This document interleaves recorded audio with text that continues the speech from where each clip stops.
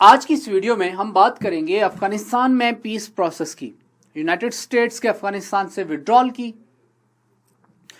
और विड्रॉल के बाद या यूनाइटेड स्टेट्स की यहां प्रेजेंस के होते हुए तालिबान और यूएसए के दरमियान जो भी एग्रीमेंट हो या अफगानिस्तान के फ्यूचर का जो भी फार्मूला ये लोग डिवाइस करें, हम उसकी बात करेंगे। यूएस तालिबान पीस टॉक्स दोहा में होती रही हैं, इसके कई राउंड्स हुए हैं, पाकिस्तान में भी इसके राउंड्स होते रहे हैं। जुलाई पीस प्रोसेस था 2016 का। Why news talks between the US and Taliban in Doha has led to, इसके नतीजे में आया है एक फ्रेमवर्क पीस एग्रीमेंट का, और जो है उम्मीद ये की जा रही है कि इस फ्रेमवर्क एग्रीमेंट से 18 साल पुराना कॉन्फ्लिक्ट खत्म हो जाएगा। यूएस की हिस्ट्री की लॉन्गेस्ट वॉर थी वियतनाम वॉर, उसके बाद जो लॉन्गेस्ट वॉर है वो है अफगानिस्तान की वॉर। और जैसे अफगानिस्तान से यूएसएसआर को 8-9 सालों के बाद विड्रॉ करना पड़ा, ऐसे ही यूएसए को अफगानिस्तान से 18 साल 19 साल के बाद विड्रॉल करना पड़ रहा है। How has the conflict been? Taliban जो है वो 1990s के स्टार्ट में जो है, जब जहां से सोवियत यूनियन चला गया तब इमर्ज हुए। मिलिटेंट्स ने अफगानिस्तान को रूल किया 95-96 से 2001 तक। They were imposing a brutal version of sharia law, obviously that included, जिसमें पब्लिक एग्जीक्यूशन थी, एम्पुटेशन थी। 9/11 अटैक होता है, यूनाइटेड स्टेट्स यहां पर आता है। आज जो है वो यूएसए के तकरीबन 13,500-14 हजार के करीब ट्रूप्स जो हैं वो अफगानिस्तान में मौजूद हैं as part of NATO led mission. मकसद क्या है इनका? 3 मकसद हैं: to advise, to train and assist Afghan forces.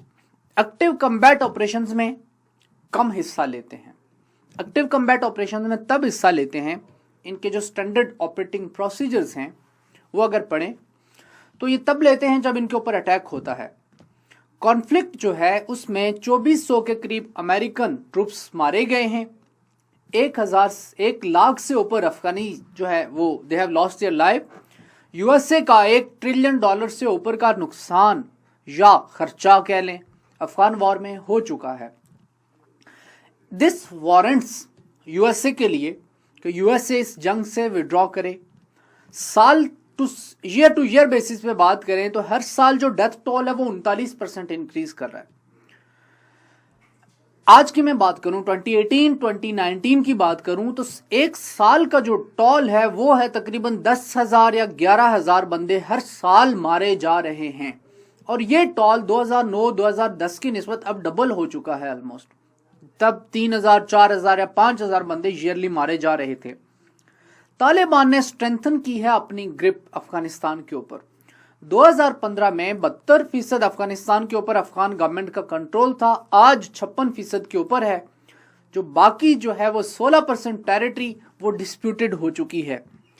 होता ऐसे है कि सुबह जो है वो अफगान गवर्नमेंट, अफगानिस्तान की फौजी, उनकी हुकूमत होती है और शाम को जो है वो या रात को तालिबान की हुकूमत होती है। तो this is how the things are. 1/3 ऑफ अफगानिस्तान जो है वो इस वक्त बैटल ग्राउंड बना हुआ है। 1/3 ऑफ Afghanistan out of 300+ Afghan districts, nearly 119 ऐसे हैं जो कि तालिबान के कंट्रोल में हैं। 170 ऐसे हैं जो कि हैं अफगान गवर्नमेंट के कंट्रोल में। तो ये एक कंटेस्टेड एरिया बना हुआ है दोनों के दरमियान। अगर आप यहां पे देखें 407 डिस्ट्रिक्ट्स हैं टोटल, उनमें से 1/3 तकरीबन 130 जो है वो इनके कंट्रोल में है। सिगार की रिपोर्ट है, अफगान गवर्नमेंट कंट्रोल ये हैं जो आपको नजर आ रहे हैं ग्रीन में। अफगान गवर्नमेंट का इन्फ्लुएंस जो है ये जो लाइट ग्रीन है इनमें अफगान गवर्नमेंट का इन्फ्लुएंस है, ये कंट्रोल वाले हैं।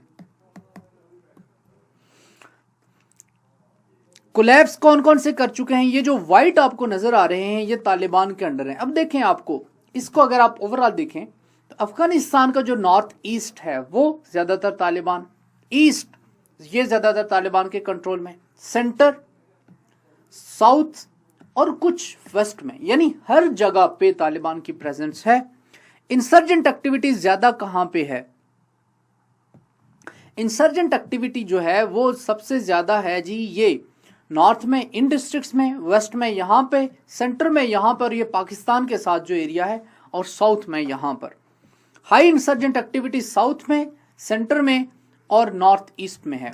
तो ये अफगानिस्तान का एक जो है वो डेमोग्राफिक डिवाइड आपको नजर आ रही है कि जहाँ पे इंसर्जेंसी डिफरेंट एरियाज में या डिफरेंट सेक्टर्स में, डिफरेंट पॉकेट्स में जो है ऑपरेट कर रही है। तालिबान ने एक कमिटमेंट की है that they would not allow Afghan terrorist. अब मैं बात कर रहा हूं जो दोहा पीस प्रोसेस के नतीजे में फ्रेमवर्क, जो एग्रीमेंट, जो बात की जा रही है, उस एग्रीमेंट के कंपोनेंट्स क्या है उनके ऊपर हम बात करेंगे। तालिबान ने ये कमिटमेंट किया है यूएसए से इस एग्रीमेंट के तहत, अगर ये होता है जो अभी तक एज ऑफ नाउ 2020 के जनवरी में अभी तक इसके ऊपर बातचीत चल रही है कि वह अफगान साइल को, अफगानिस्तान की जो जमीन है उसको यूनाइटेड स्टेट्स के खिलाफ इस्तेमाल नहीं होने देंगे, और यूएसए जो है इसके नतीजे में यहां से ट्रूप्स विड्रॉल के लिए एग्री करे। ये बुनियादी क्वेश्चंस हैं दो जो कि सेटल होने हैं इस फ्रेमवर्क एग्रीमेंट में। लेकिन इसको जो है वो कंडीशन किया गया है यूएसए के ट्रूप्स के विड्रॉल को कि तालिबान अगर एग्री करते हैं अफगान गवर्नमेंट के साथ पीस प्रोसेस के लिए। यूएसए इसके ऊपर 3-4 साल इंसिस्ट करता रहा है और तालिबान हर दफा मुकरते रहे हैं। तालिबान इसलिए मुकरते रहे हैं क्योंकि वह अफगान यूनिटी गवर्नमेंट को यूनाइटेड स्टेट्स का पपेट समझते हैं।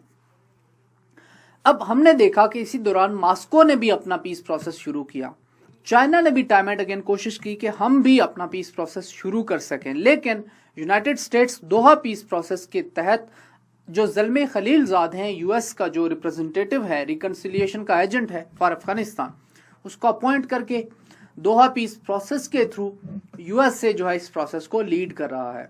रशिया की स्ट्रेटेजी में ईरान शामिल था, चाइना शामिल था, सेंट्रल एशियन रिपब्लिक्स शामिल थे, बट जो यूएसए का पीस प्रोसेस उसमें तालिबान, यूएसए और Pakistan. But this would have been counter productive for US interest in Afghanistan. Obviously Pakistan has been supporting Afghan peace process out of its own interest. वजह क्या है? स्टेबल अफगानिस्तान होगा तो तहरीक तालिबान पाकिस्तान को वहां पे सपोर्ट नहीं मिलेगी, अनस्टेबल होगा तो तहरीक तालिबान पाकिस्तान, दाइश, अलकायदा इस जैसे ग्रुप्स वहां पे बैठे रहेंगे और पाकिस्तान के खिलाफ ऑपरेशंस करते रहेंगे। अफगान गवर्नमेंट क्या कहती है? अफगान गवर्नमेंट कहती है कि उनको डील से अभी तक बाहर रखा गया है, तो डील की तरफ जो है वो रश ना किया जाए। ये अशरफ गनी ने कहा। उसने कहा कि Afghan government prefers an agreement with rationality that does not repeat past mistakes. तो एक रैशनल डिसीजन या रैशनल एग्रीमेंट के ऊपर पहुंचना चाहिए, ये अफगानिस्तान की गवर्नमेंट का ऑफिशियल स्टांस है। अशरफ गनी ने तालिबान से कहा है कि वो अफगान गवर्नमेंट के साथ डायरेक्टली इंगेज हों, बट अगेन तालिबान की इंसिस्टेंस कि हम नहीं इंगेज होंगे। अब इंटरेस्टिंग बात यह है कि जब तक तालिबान एग्री नहीं करते, यूएसए भी एडामेंट है, अफगान गवर्नमेंट भी एडामेंट है, but Taliban maintain that without a US withdrawal, पहले विड्रॉल होगा फिर जो है वो एग्रीमेंट होगा, उसके बाद जो है वो प्रोग्रेस नहीं हो सकती बाकी इश्यूज के ऊपर। What next?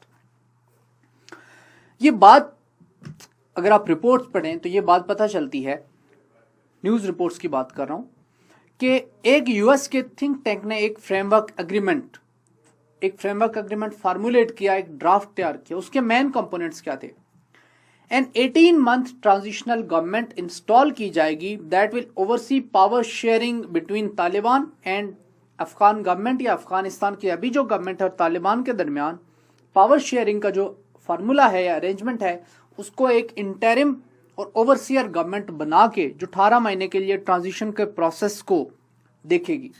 दूसरा था कि यूएस की जो असिस्टेंस है अफगानिस्तान को वो प्रोवाइड की जाएगी, military assistance, economic assistance, development assistance.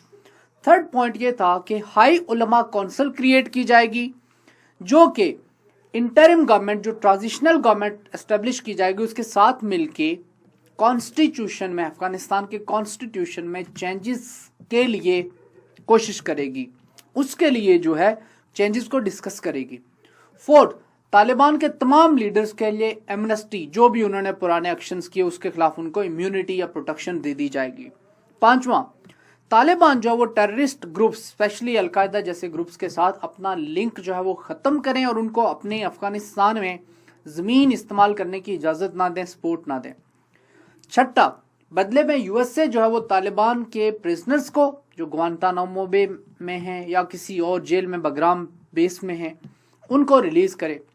Seventh इसका पॉइंट था, formation of an impartial team to implement the draft deal. एक इम्पार्शियल टीम बनाई जाएगी जिसका काम होगा कि वो draft deal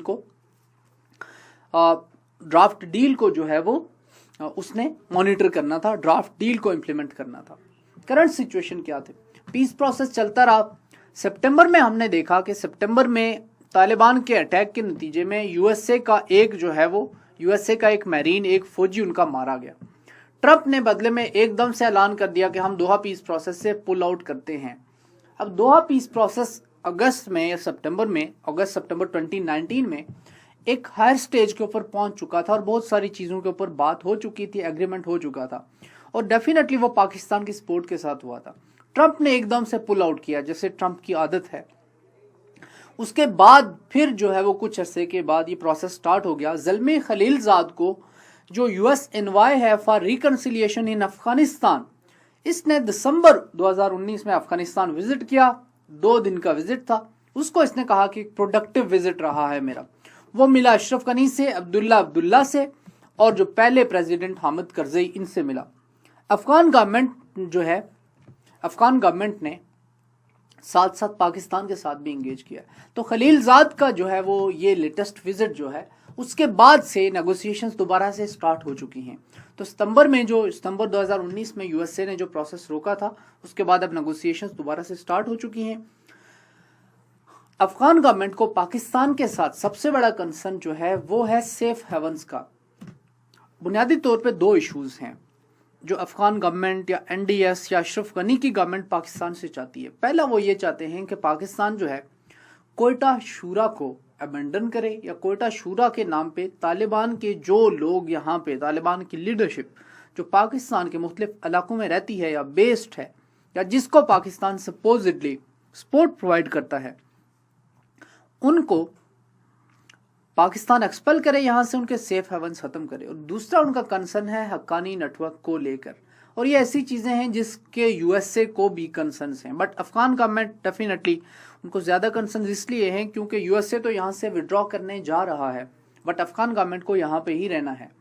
ceasefire is only possible when an agreement is reached.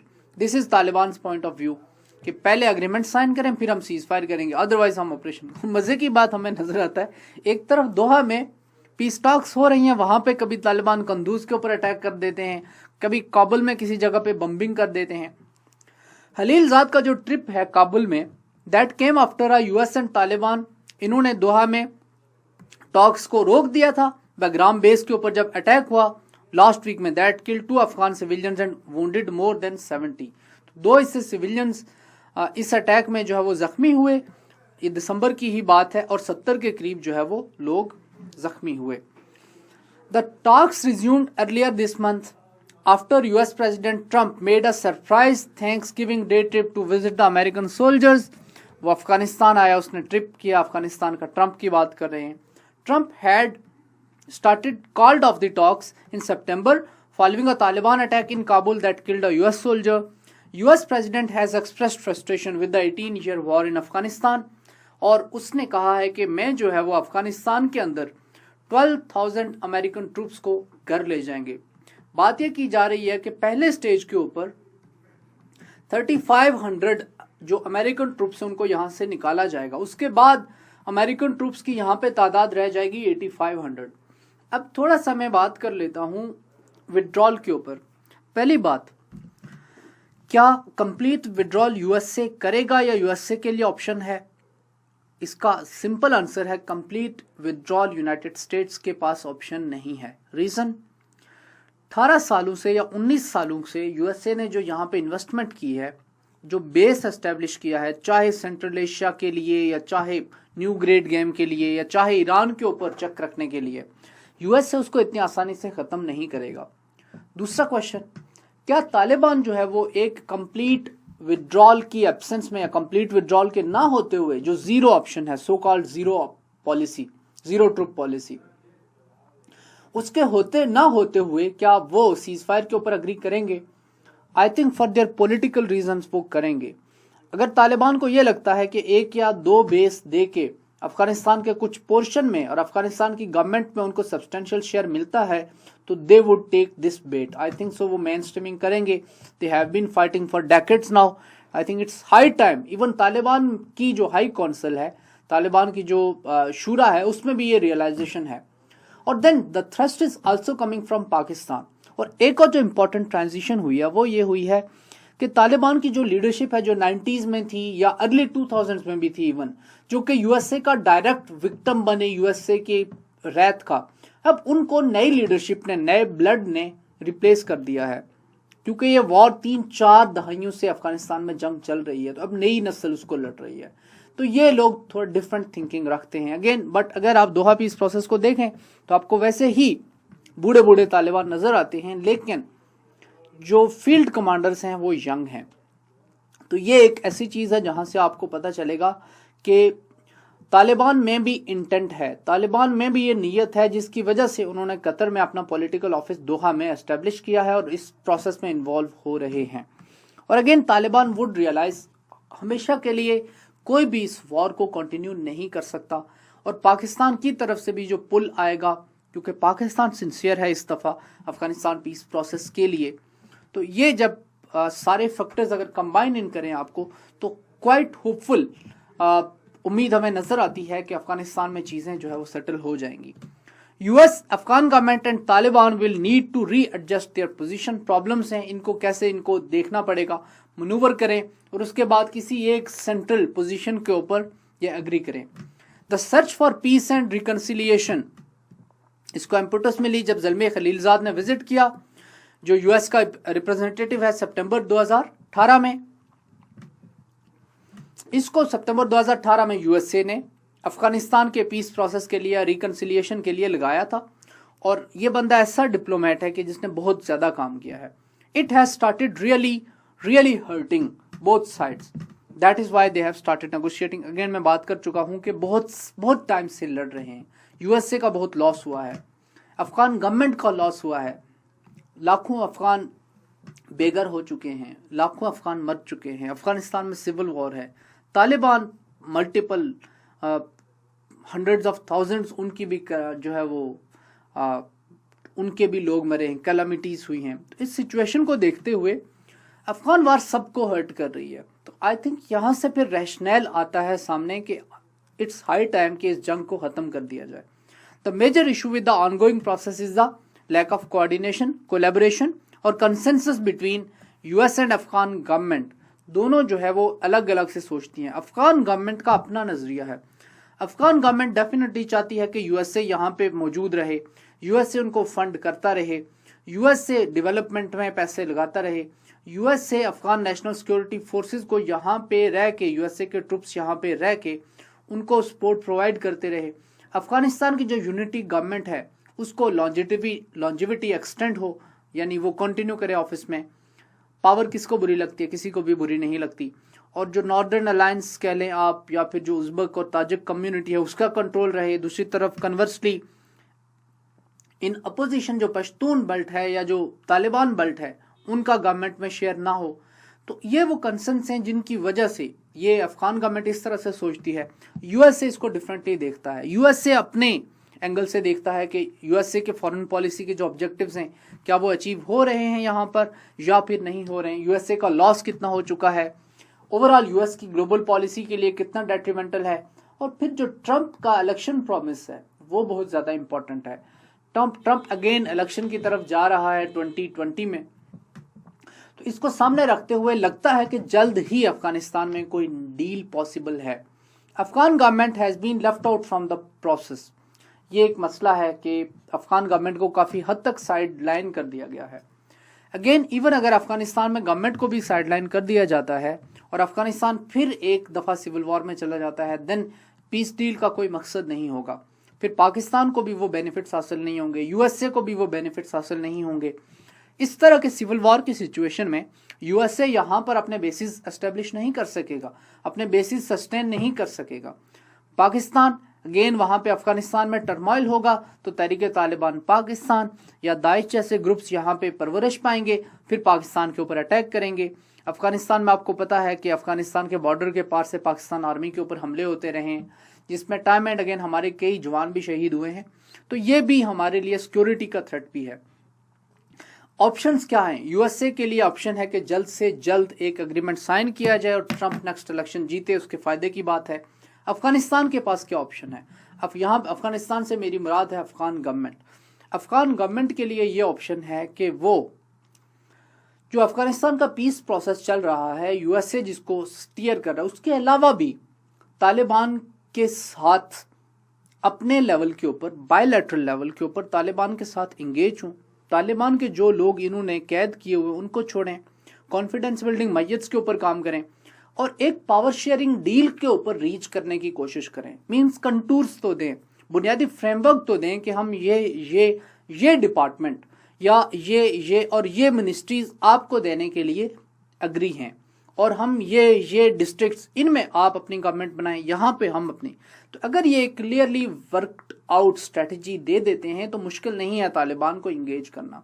दूसरी तरफ जो अफगानिस्तान की गवर्नमेंट के लिए इंपॉर्टेंट ये है, अफगान नेशनल सिक्योरिटी फोर्सेस की सस्टेनेबिलिटी के ऊपर काम करना बहुत ज़्यादा इंपॉर्टेंट है। 300,000 से ज़्यादा की ये फोर्स है, बट स्टिल ये फोर्स अभी तक सेल्फ सस्टेनिंग नहीं है। डिफेक्शंस का रेट बहुत ज़्यादा है और बाज़ दफ़ा तो इनके बाज़ ट्रूप्स ने अफगान नेशनल सिक्योरिटी फोर्सेस के अपने ही साथियों के ऊपर फायर खोल दिया। तो इस तरह की जो चीज़ें हैं उनके होते हुए अफगानिस्तान स्टेबल नहीं रह सकता। अगर यूएसए विड्रॉ करता है तो अफगानिस्तान के national security forces cannot hold Afghanistan intact, and this realisation is very much deeply rooted. Afghan government को भी पता है। तो अफगानिस्तान के लिए ऑप्शन अगेन तालिबान के साथ इंगेज करना है और यूएसए को ये बावर कराना है कि यूएसए भी अफगान गवर्नमेंट हाईली करप्ट है, that is already a problem. Ashraf Ghani, उसके साथ ही अब्दुल्ला सारे तमाम जो मिनिस्टर्स हैं, वॉरलॉर्ड, सारे के सारे करप्ट हैं। तो इन प्रॉब्लम्स को सामने रखते हुए कोई वर्केबल सोल्यूशन इनको बैठ के इसके ऊपर काम करना पड़ेगा। तालिबान के पास ऑप्शंस बहुत सारे हैं। तालिबान अपनी वॉर ऑफ अट्रिशन को कंटिन्यू कर सकते हैं, उनका स्प्रिंग ऑफेंसिव बहुत अच्छा जाता है। यूएसए को वो ब्लीड कर रहे हैं, कर सकते हैं। अफगान गवर्नमेंट को वो डैमेज कर रहे हैं, कर सकते हैं। अफगानिस्तान में सिविल वॉर, मुख्तलिफ डिस्ट्रिक्ट्स के ऊपर अपना कंट्रोल रख सकते हैं। बट एंड इन साइड क्या है? क्या हमेशा के लिए जंग लड़ी जा सकती है? नो। वॉर और पीस फॉलो अप करते हैं, एक नेचुरल कॉन्सिक्वेंस है, एक दूसरे के बाद आते हैं। तो तालिबान को कभी ना कभी तो एग्रीमेंट की बात करनी पड़ेगी, कभी ना कभी तो नेगोशिएशंस पे आना पड़ेगा। और last but not least Pakistan के लिए फ़ायदे की बात है। अगर यूएसए यहाँ से विड्रॉ करता है तो पाकिस्तान के लिए हेल्पफुल होगा। अफगानिस्तान स्टेबल होता है तो सीपैक भी स्टेबल होगा। अगर अफगानिस्तान स्टेबल होता है तो चाइना का भी फ़ायदा है। अगर अफगानिस्तान स्टेबल होता है तो पाकिस्तान में टेररिस्ट अटैक्स नहीं होंगे। एक स्ट्रॉन्ग और स्टेबल अफगान गवर्नमेंट जिसमें तालिबान का भी शेयर हो और अफगानिस्तान की यूनिटी गवर्नमेंट के रिप्रेजेंटेटिव्स का भी शेयर हो, ताजिक्स भी हों, उज़्बेक्स भी हों, पख्तून भी हों, वो अगर तहरीक तालिबान पाकिस्तान की जो मेन लीडरशिप है, उनके जो मेन फाइटर्स हैं, उनको पकड़ के पाकिस्तान के हवाले कर दें तो पाकिस्तान में दहशतगर्दी का खात्मा एक ही दिन में हो जाएगा। ये एक ऐसा बारगेन है कि जो पाकिस्तान के लिए शायद एनफ रीज़न प्रोवाइड करता है कि पाकिस्तान अफगान पीस प्रोसेस को अनकंडीशनली सपोर्ट करे। इसके साथ ही मैं टॉपिक को कंक्लूड करता हूँ। अपना ख्याल रखिएगा।